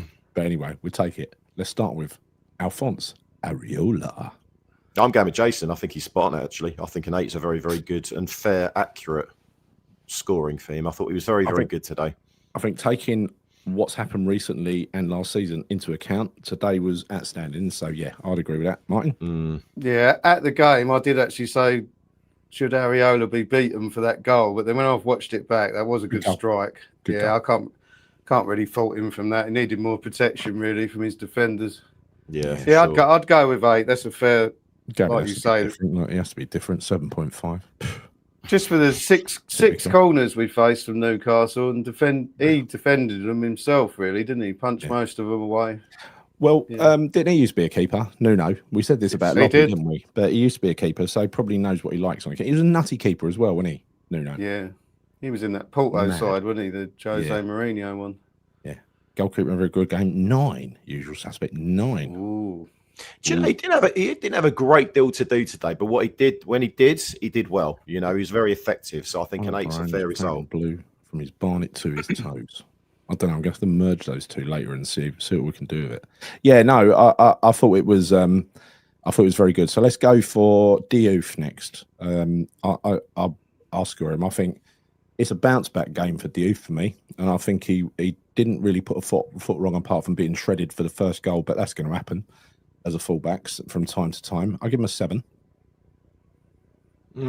Yeah, I think that's probably fair. I'd agree with you. Maybe 7. I'd do 7.5. I'd do a Gav 7.5. Give him a little bit more. I thought he was good as well. I thought going forward, he was making a lot of overlapping runs as well, which was good to see. So he's working up and down that flank. He put in a lot of work today. In fact, fuck it, I'll give him an 8 because I thought his work rate was very, very high today. Actually, yeah. I'm going to agree with you just because of that air punch when we won the goal. I love stuff like that. You don't understand. I absolutely love stuff like that. Yeah, no, I'm going to go 8 because I think the energy he puts in, it doesn't stop. He doesn't tire. No. His work rate was top today. It was, you could see. I'd love to see the amount of distance that he covered. In fact, I'd like to see that player by player actually compared to previous, performances and games because I'm going to try and find them stats because I bet that's chalk and cheese from where we was before. Definitely, Doof. 7. Few good crosses as well. One a bit overhit, weren't there? But the big loopy one. Yeah, loopy one. Yeah. That's down the other end to us, wasn't it, Martyn? Yeah. Also, you can play him any kind of ball, if you notice, and he can bring it down comfortably on his left foot. Yeah, he's a good player. He'll get better and better in the Premier League as well. Similar to myself. So lefties. I was a lefty. Yeah. Oh God, not Martyn. So you're also an artist. Do you feel Martyn? You weren't as good as Gary though, mate. You weren't as good as Gary, mate. This geezer was Gary. He was a fucking architect, maestro. He was a maestro. He was that left foot, mate. Unreal. Only taking free kicks, couldn't do fuck all else. Very accurate, pinpoint accuracy. I want to see you play football, mate, because you never lose it, right? You lose the fitness, but you still don't lose. You don't lose the technique on your left foot. I have lost it because I tried to play football over it was over some park while I was marathon training, and some 20-something-year-old nearly broke me fucking ankle. Right, I was 8 months into my marathon training. Right, it blew up like a blood. Fucking hell! I've only not kicked the ball about for, and I was useless. Honestly, I was useless. All right, so you might be better than Gary. You might be better than Gary. You might be. Yeah. Anyway, look, let's move on to the other side. AWB, Aaron Wan-Bissaka. What do you reckon, Martyn? Best game this season. Best game for a long while. Yeah, 7.5. Mm-hmm. I thought it was a popular score since Gavin started. Yeah, it's got a nice ring to it, isn't it? Yeah, isn't it? Yeah. I think I'd give him a little bit higher than that. I'd give him an 8. I thought he was solid today. There was no real getting past him. I thought he'd put in a solid performance. Yeah, he couldn't really fault anything. He indirectly got the winning goal. He did. He deliberately placed the ball into the area where the own goal was going to get scored. So he's got to get an extra half point for that from me, 8.5. But he's getting 8s. He's getting 8s across the board. Andy Armett's been a bit AWB 7. Right, let's move on to the centre halves. Now, obviously, a bit of a dodgy first half for Max Kilman, but I'm willing to forgive and forget because of the progression he showed in the second half. And I actually saw some good things in the first half as well. It weren't all bad. So what are you going to give Kilman, Chris? I'd give him a 7. I think maybe at half time what they do is they just give him some Pro Plus or something just to wake him up, because the geezer's always half asleep, isn't he? But I think, off of today's performance, apart from the mistake that led to the goal, because I think it did sort of stem from him initially, out of position, right down the other end of the pitch. I'd give him a 7. I thought second half he was very good. He was good. So you've got to give credit where it's due. I've got Max Kilman's shirt. I might actually stick it on the wall one day, if he starts getting good like this, I might actually stick it on the wall. Don't do that. Yeah. You did tears. Like little happened with Kudus. By the way, did you see what happened with Thomas Frank when 2 of his players came off the pitch after they lost at the end and they refused to shake hands with him? All going wrong for Thomas Frank. Jed Spence and Van der Ven, wasn't it? I think that did that. Yeah. No, that's poor. That's poor.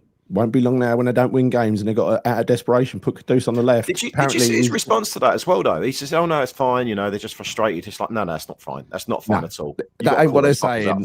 That ain't what he's saying to him in private. You know that. Of course. I And noticed Kudus was doing his stroppy behaviour and everything. His head was down. Talking about Spurs. Why are we talking about Spurs for? We fucking beat Newcastle tonight. I'd like to see the demise of Kudus, and Kudus is turning already. That's what I'm saying. Yeah. He ain't giving it his all. They're accusing him of not trying. Where have we seen that before? Can't remember. Oh, well, I don't care. Yeah. I just don't give a toss, to be fair about him. Let's enjoy the day. Right, exactly that. Let's have a look at somebody I've quite warmed to after seeing him come out and seeing what a nice gentleman he is, and signing shirts for kids and Brazilians. A whole load of Brazilians over our side. Guilherme came out and signed shirts and gave his shirt away. Igor came over and gave his shirt away. Paqueta came over and signed it. There were loads of them there, right? So the Brazilian contingent, and there were also some people he knew in the. He was telling the steward. Tadibo, who was pointing at someone in the crowd who's trying to get him down to the front. But yeah, he comes across as a nice bloke. Put in a very, very strong performance. I don't think he was responsible for any fuck ups throughout. He looked comfortable on the left, didn't he? Yeah, I think that's his best game for God knows how long. I can't remember him putting a performance like that. I saw him head the ball. I saw him head the ball. I know, I couldn't believe it. I had to blink twice, mate. But then he did actually head the ball about 3 times in the first few minutes of the game. I was like, wow. Nuno must be teaching him how to wear the ball or something. But no, he did really well. I honestly thought that was his best game for us today, and I'm willing to give him a higher score than Kilman because he was consistently good throughout the whole game. Didn't make any screw ups, nothing at all. So I'll give him an 8. It's hard to give anyone less than a 7 or an 8 today. In fairness, he's got to have an 8. Yeah. He's got to have an 8 for me because I thought he was dead and buried from last week. I thought that was it. He ain't a Premier League footballer. Now look what's happened. I was willing to kick him to the curb after he was left smiling when he was walking off the pitch. Exactly. That's unacceptable. I'm not having any of that. When he said people are singing you're not fit to wear the shirt, he really wasn't that particular game. But you know what? He did well today, so I'll give him an 8.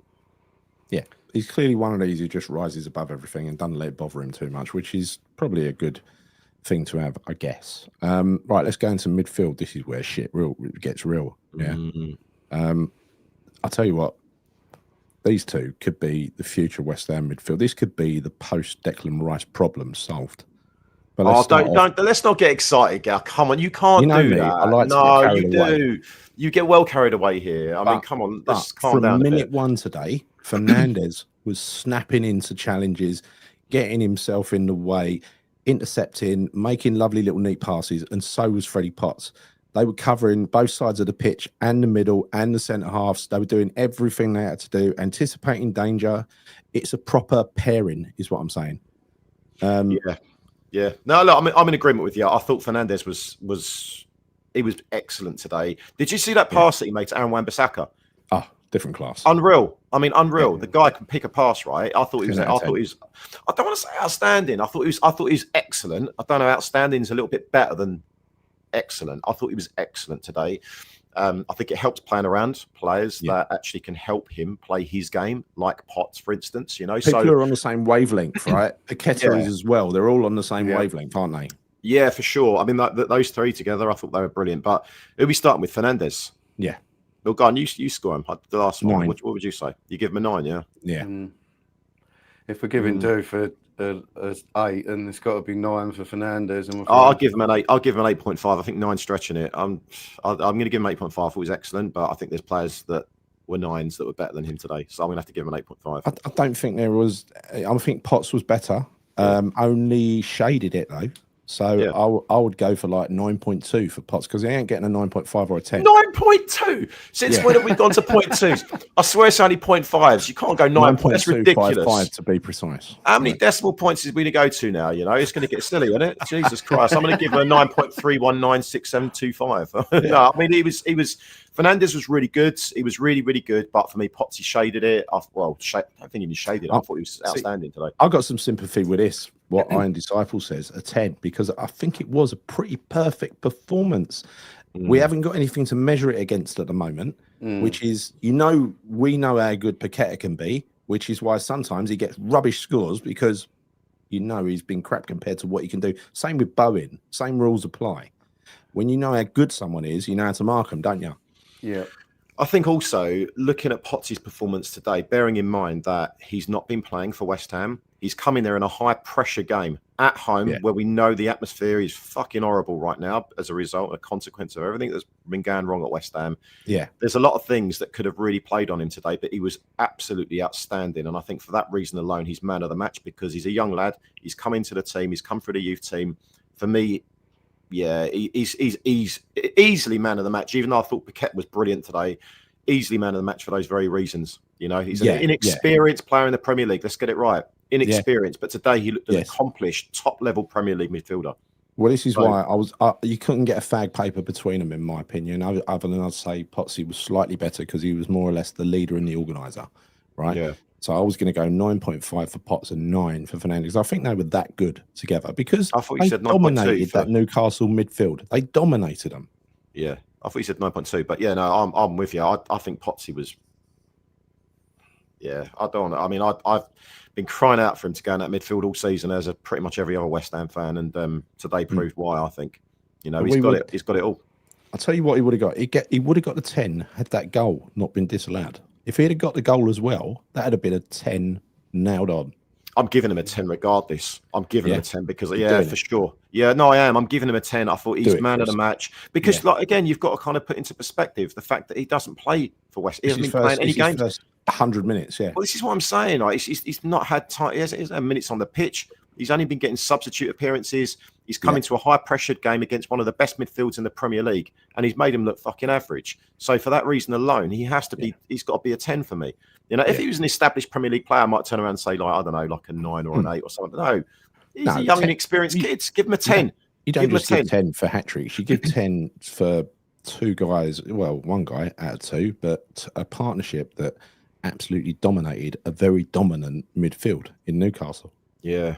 I never expected that. Which is a game changer because if you let their midfield overrun ours, they win. They beat us, And I think Potsy was that calming influence at the back today. He was brilliant in that midfield. He was fantastic. So he's man of the match. He's a 10. Easy 10 for me. Honestly, easy 10. What do you reckon, Martyn? Well, going back to that comment you give it for hat tricks, what he done today was like a hat trick. We won that game because of the way they played, and particularly him. Exactly right. It's not all about the goals of a hat trick. That's exactly what it is. Yeah. He dominated. Even at the end, he didn't even look tired. He was still in charge of the game. Yeah, Danny knows his shit. 12 for 12. Not a 12.2, Dan. It goes up to 11. This amp. Potts 10 man of the match and not hair out of place. That's one thing you got to say, right? Another thing that Deck reminds you of Deck, right? Deck never had a hair out of place either, did he? Do you know Stevie Potts had the same hairstyle as well as Freddie Potts? That side swept thing kind of thing, Yeah. Did you see Kilman and Tadibo switch sides? Well, yeah. Mentioned it like at the beginning of the show. It was amazing that it took that simple fact turned them into decent footballers. Who knew? Weird. Just that one simple move. That's why Nuno gets the big bucks, right? That's why he gets the big bucks to make calls like that. Fuck knows. That's genius in my book. That sort of thing. Because I would have dropped. I would have dropped one of them. I've got to be honest. Oh yeah, definitely. I would have probably. Well, it would never have happened, but I would have dropped Kilman just because I think he's shit. And he has been shit all season, and well, not just this season. I'm not going to call him shit anymore because I don't want to upset the man. I think he's made. He played well today. I said today he played well, but I'm just saying he's been shit enough to be dropped. And that's they both have. They both have. I mean, he was abhorrent to Debo, wasn't he? Until today. Yeah. For 2,000 or 3,000, I reckon I'm going to do an AI count on that cat. I think I'll get the exact number. I reckon it's between 3 and 4. When you look at, there's a big cluster over there. There was probably a couple of thousand in the Bobby Moore alone. I wouldn't get too caught up on the numbers. Nah. It's the fact we done it that meant everything, really. I had my flag with me, and you see, Mike, and I went up to a steward and I said, "Excuse me, mate." That's funny. I asked him. I said, "Could I have a picture with you, me and you holding a flag together?" And he goes, "Oh no, I can't do that." I was like, "Come on," he weren't having it. He weren't having it. Yeah, I've got a picture. There is a picture. I'll share it with you. One of the canteen staff with it, right? Oh, really? Yeah, it's on one of the stalls, and there's another one with a steward holding it as well. So they'll be tracking him down. Nice. I won't shout on here. Don't get the man in trouble. Potts, I think, has fixed the Declan Rice problem. Well, let's hope so. I mean, look, I always get carried away. You know I do. But when I say something good, I mean not fluky good, genuinely good, then you got to kind of tell it how you see it. I just hope this ain't another flash in the pan like last year's Newcastle. Yeah, surely not. That's why I'm kind of like, I don't want to get too carried away, Gal. I want to see consistently, some kind of level of consistency moving forward, right? Yeah. So Burnley is massive. If we can put the same level of effort into that game, then we can beat Burnley for sure. So I think the next year we've kind of got to put this game behind us and take all the good out of this game into the Burnley game, and hopefully we can replicate that type of performance. That's what we need to do. 100%. So let's cover the front three. No, we're not at Callum Wilson yet. Let's cover Paqueta. Next. What would you score Paqueta, Martyn? 9 as well. I agree with that. Yeah, I think he had a fantastic. It's the Paqueta we love. Every part of his game, wasn't it? Every part of his game that you like was there today. Yeah, it's the reason why we didn't drop it. The reason why we should never drop him, Gal. I know a lot of people. A lot of people on YouTube are out there. Let's wait 50 games and see if he has another good game. Yeah, there's a lot of people going on about his assists and lack of assists and that. But I mean, today, there's simple facts. Simple facts. You can't. Hey, listen, I think he can't argue with facts, innit? Go on. Well, he scored 4 goals before today. So but he was amazing though today. I'm happy I was wrong and proven wrong. I'm always happy with West Ham to be proven wrong. Always. I love it. I love it when you get proven wrong, mate. That's why I call it out. But yeah, I'd give him a 9 as well, Martyn. I'd give him a 9 as well. I mean, Gary was willing to sell him, 3 days ago. So I was going to dump him out. I know you're willing to drop him. You're willing to do a JWP on him and stick him in the reserves or something. If it carries on like this, it might be worth 60 again in January. He's getting carried away again. Yeah. He's gone from one extreme to the next again, hasn't he? Jesus. Yeah. But no, it's he's definitely 9 for easy 9. He was quality today. Quality. Yeah.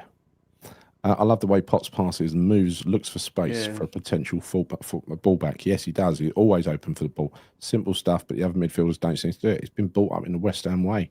He has been trained in the academy, and that is what they are. They're forward-looking players who work for each other. Yeah, when you watch them academy matches, they all play like that. They're all got confidence on the ball. They're all forward thinking. They know where everyone is. They play with their head up as well. So that's a massive advantage. But I think Potts being in there improves Paqueta. It improves everyone around him because you're playing that similar sort of game. He was excellent today, Freddie Potts. I don't think we're getting carried away. No, I don't think so. I think you know quality when you see it, and I think we've seen quality today, and from Fernandes as well. And from Diouf. Do you think he's got a chance at the England squad next? No. I'm just joking. Gary would be like, I could shut him at Declan Rice in midfield. I can see it. You know. But no, he was great today. Yeah, he's going to be compared to Declan Rice. But remember, Declan started as a centre back and made loads of mistakes, didn't he? But when he came into midfield, he didn't look as good as what Potts looked today. That took a while for that Declan performance. That's true, actually. That's a good point, actually. You're right. Yeah, it's true. Very he made that mistake when he was a centre half where he ducked an Arsenal score. Remember? Yeah, Moyes dropped him, didn't he, for a couple of games? He's similar as well, like in terms of how he runs and moves. He just reminds me quite a lot of Declan Rice. Very similar gait to Deck, right? Dex does exactly the same. No, Potts does. Yeah, he does. He does exactly the same. Very, very well. It's the same position, right? And that is how to play that position really, really well. But whereas Deck had the handicap of, I'm not saying the handicap because he was doing quite well at the time, but he had Souček alongside him, and he was carrying Souček a lot of the time in that central midfield. Oh, for sure, yeah. Imagine if he's got someone who's almost equally as good and's got other attributes. in like Fernandez. That's like the dream double. That is. You want a pairing, didn't you? Yeah. Yeah, right. I'm not going to get carried away and say the dream double, but yeah, I know what you're saying. I thought today it was a dream performance. I'm not saying it's the dream double. They were great today together. I just can't. Look, come on, I can't. How can we get too excited after one performance? I know that it's nice to have this like this. Discussion. Hey, right. I get it. Really but excited. I can't. Yeah, we're still fucking right, and we're still in the relegation zone, mate. We've got it all to do. Rise up, Chris. Won't be in the relegation zone after next week. We're climbing, Chris. One way now. This was a different performance, though. Like we got excited the Forest game, but we knew it weren't a great performance. It was the end of the game that won that. 10-minute performance. This was different. This was different. Everyone was putting in effort, and you had that security of Potts there. And I like watching players off the ball and the way he's dropping back all the time and reading the game. So this is what it comes down to, though, Martyn. He's making sure that these players consistently put in 110% every single week, right? That's what they've got to do. It's a bare minimum. We say it every fucking time we do a live show. And if they do that, we've got half a chance. We have. But the question is, do they have that mentality where they will always do that week in, week out? Because for me, like, I have my reservations. We ain't finished. We're nearly an hour and a half, and we've got a few players to go. Right. Jimmy Somerville, left-hand side. On the left-hand side. Pass the something on the left-hand side. He's brilliant. Yeah, I mean, he's not quite, prime Gary. He's not quite prime Gary on the left wing, in truth. No, he hasn't got the final ball yet. That is true. He hasn't got the final product yet, but I think it's going to come. He had a shot at goal today. And as someone pointed out to me, he used to score goals for Leeds all the time. Yeah. That little ball, that little bit where he chokes, and I don't know whether he chokes or whether he's just going too fast for his own good, but can't pick the ball out. But I'm sure it will come with him because he's got talent. The kid, he's got talent. I think it's going to come. I'll give him an 8 today. I thought he was excellent. I wouldn't go that high. I'd give him a 7. I thought he was not. It sounds awful to say who's one of the worst. No. Hear me out. I'm not saying anyone was bad today. They weren't, but I would say that he would have been probably one of the lesser players. Yeah, for me. 8. So no, because we scored other people's 7s and 7.5. So I'll give him a 7. There was no real end product to him today, as there hasn't been for a long time.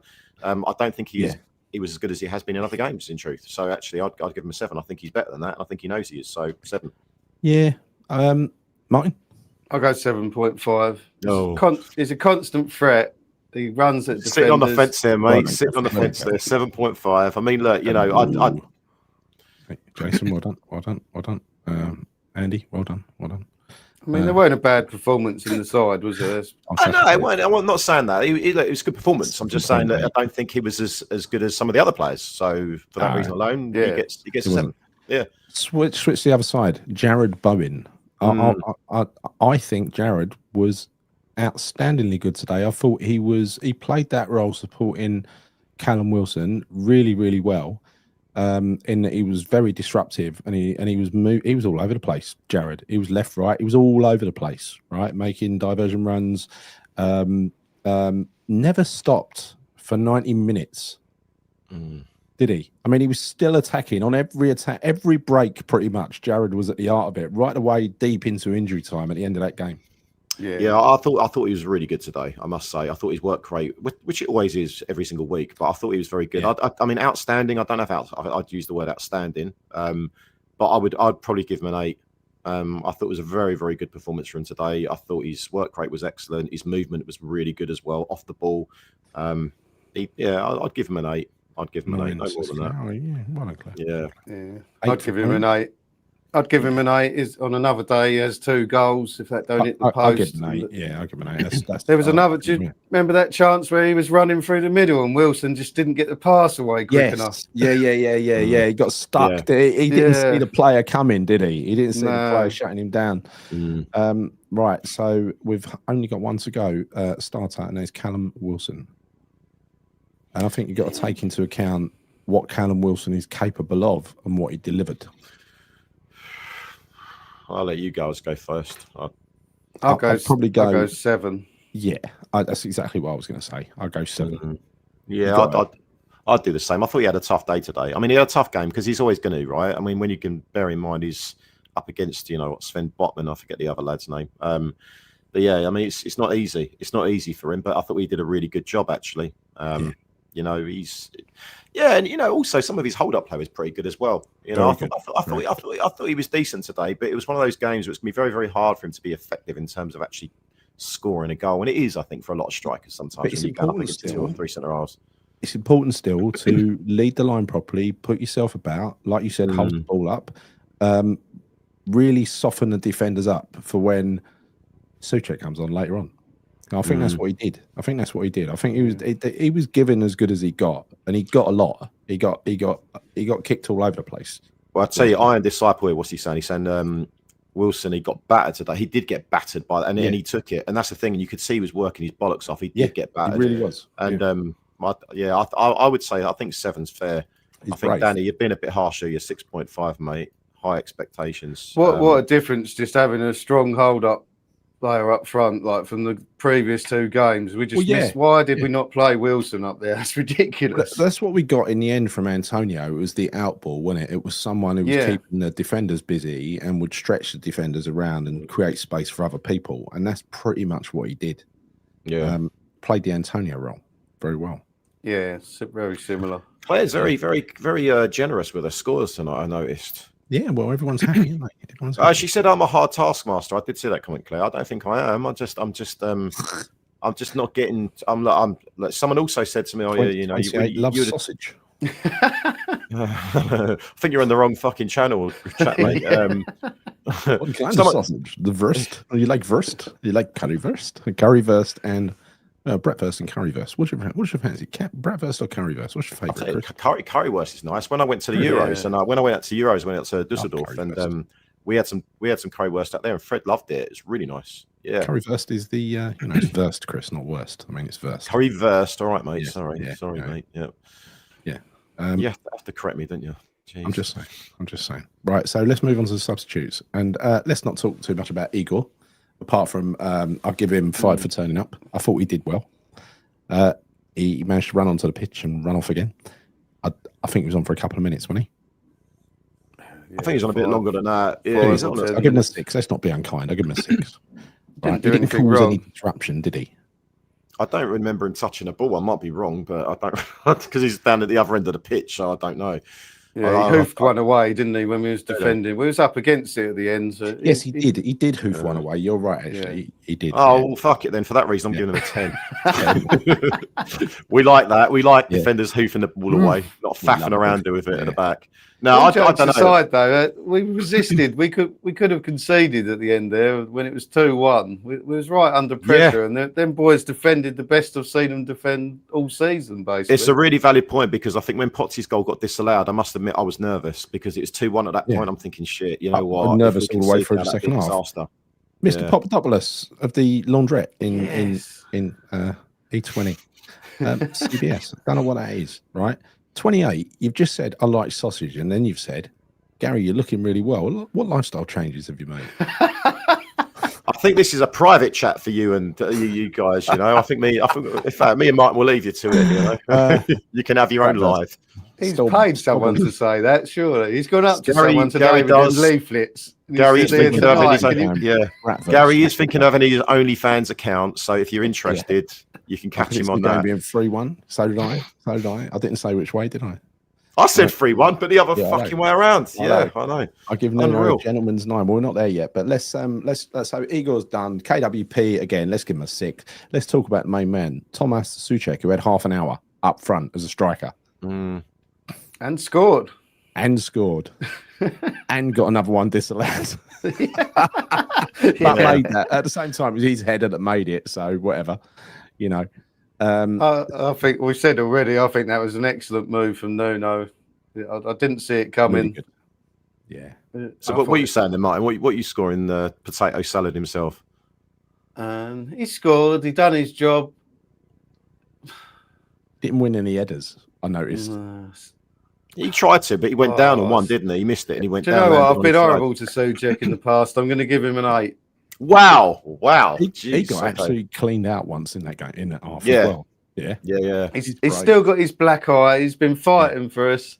Yeah, he does. He always does do that, to be fair. He puts his head in where it hurts, doesn't he? He does. And somebody else did that earlier. No, it was Souček that did that in our penalty box, wasn't it? That's once he got cleaned out, and he got cleaned out in the middle of the pitch as well. Yeah. You can't fault the fact that he's willing to get himself hurt. He got kicked in the bollocks, didn't he, poor fella? He got knocked in the bollocks. Yeah, he did. I never saw it, but Fred's got some amazing vision. He said he's been kicked in the balls. I was like, oh blimey, he was down, but then he got straight back up again like the warrior he is. Yeah. So for that reason, I'm not going to go as far as an 8. I'll give him a 7 because he scored a goal. I might have given him a 7.5, but his foot's too big, mate, for my liking, and otherwise it would have been. I'm going to give him. I would give him a 7, but I'm giving him another point for bravery and scoring a goal. So that's what I'm going to do. So I'm going to give him an 8. I'm going to give him an 8. Wow. Okay. Yeah. Yeah, I am because that is where I want to see Souček used from the bench last half hour when the opposition's tired. I want to see Souček being used up front. No, I think we're going to see until January. Half hour. That is his role now. As far as so you don't mind him playing anywhere as long as he plays half an hour, doesn't start a game. Is that what you're saying? Exactly. Like, as long as it's a midfield or I don't want to see him a bit of a box crasher. Yeah, a box crasher or up front. That is what he's useful for. It's for grabbing you a goal. Yeah. No, he was effective, mate, and it was a good shout by Nuno, like you said, Martyn. But I can't give him a fucking 8. I don't think it warrants that. I think he, for me, I gave him 0.5 for the goal and then 0.5 for getting nearly killed twice. Jeez, your 0.5s, 0.5s. I'm marking him down a 0.5 because his feet are too big. Otherwise Potsy would have had that goal, and I'm disappointed by that he's got size 14s, whatever it is. If he had size 13s, it would have been a fucking goal. You cannot blame Souček's toe for that. I'm blaming his fucking toe, mate. I'm blaming his toe. I'm sorry, mate. I'm not having it. Oh, God. What have you done, Chris? Gary, are you serious to get back? No, I'm not. No idea. Chris is getting an OnlyFans account now, if you're interested. No, don't turn it around, mate. Don't turn it around. We all know about that's what he was doing today, Mike. When he was handing out the leaflets, he was writing on the back, weren't he? His OnlyFans. He's going, this is my OnlyFans as well. If you're interested in passing out there for us. I saw it. We saw it. Right. So that's where it was at half time. That's where it was at half time, Martyn. Before we get to Nuno, let's not the referee because he was fucking useless. I'm going to give him a -5. Wow, I can -5. Shit.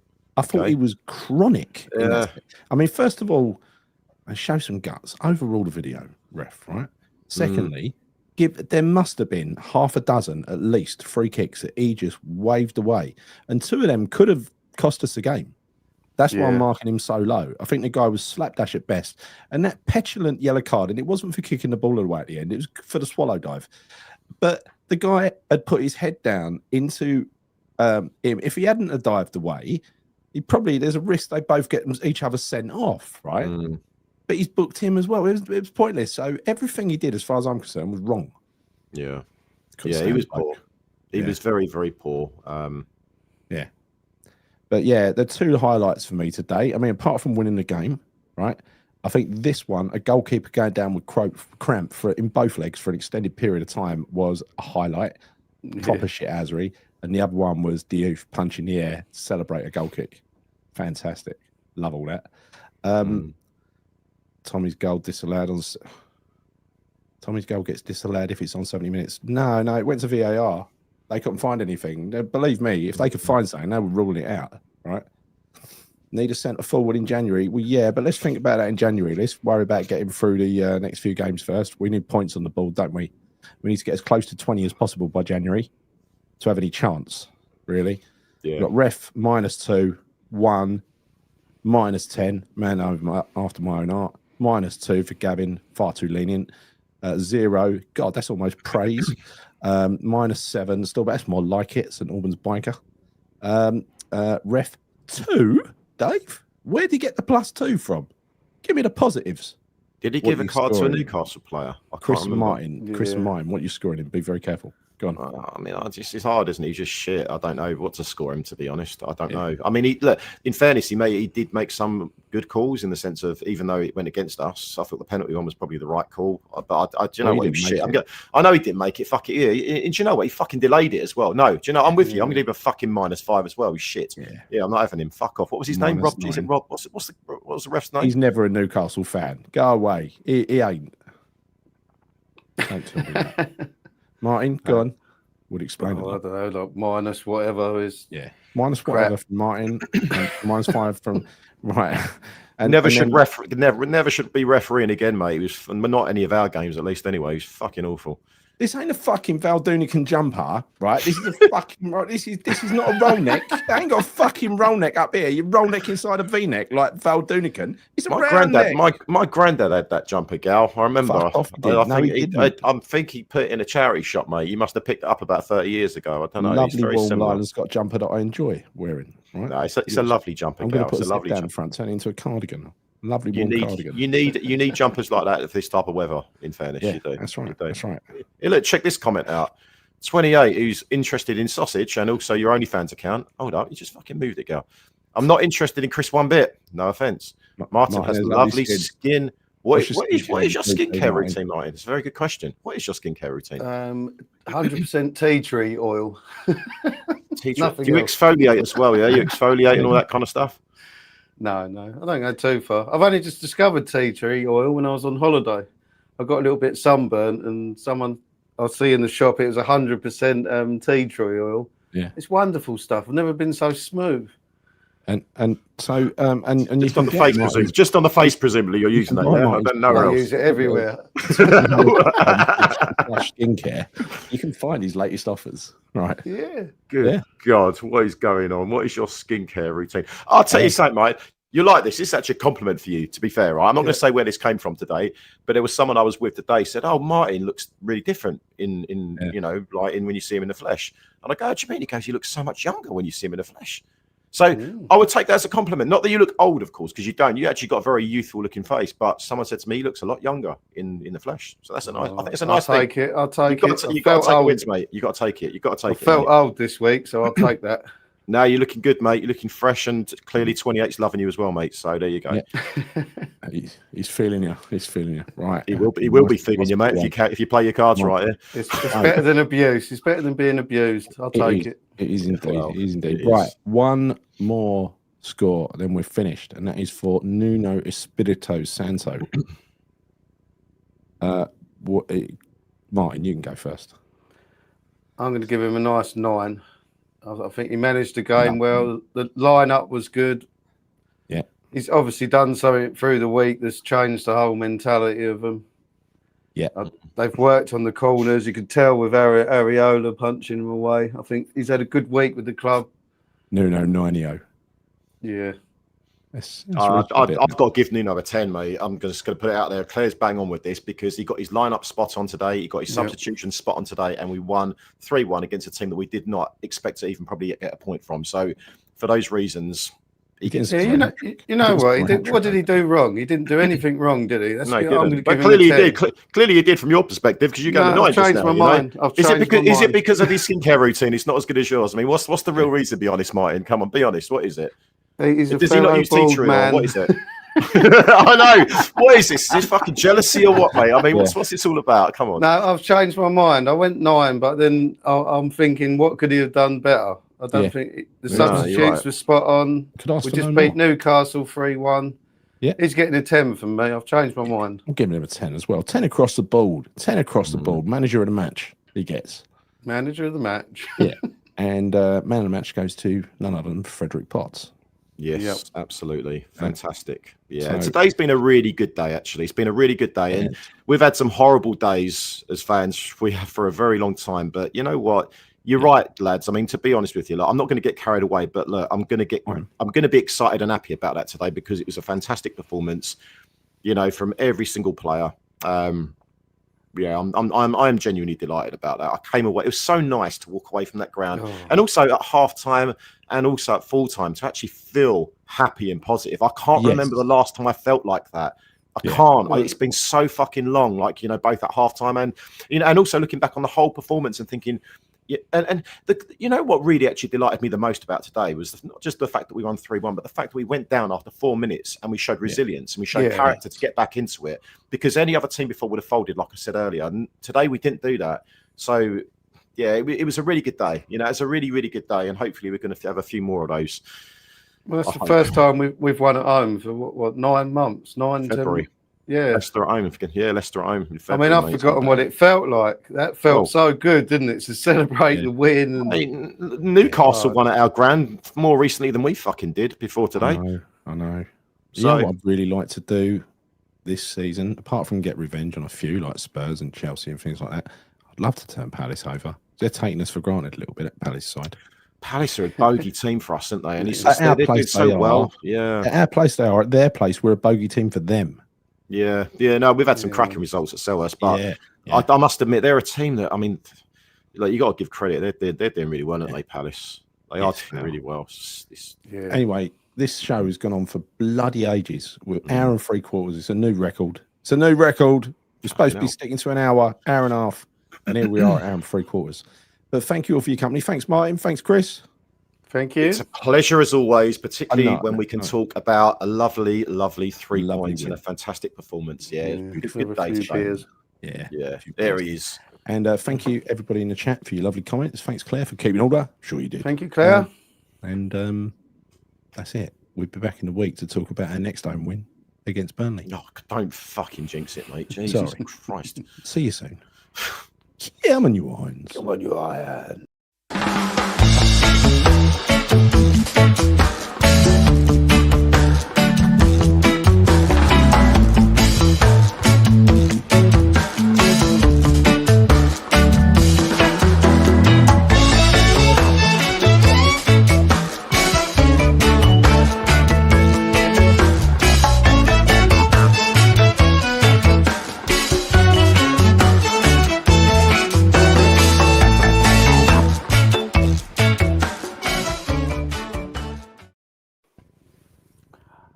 And there it is.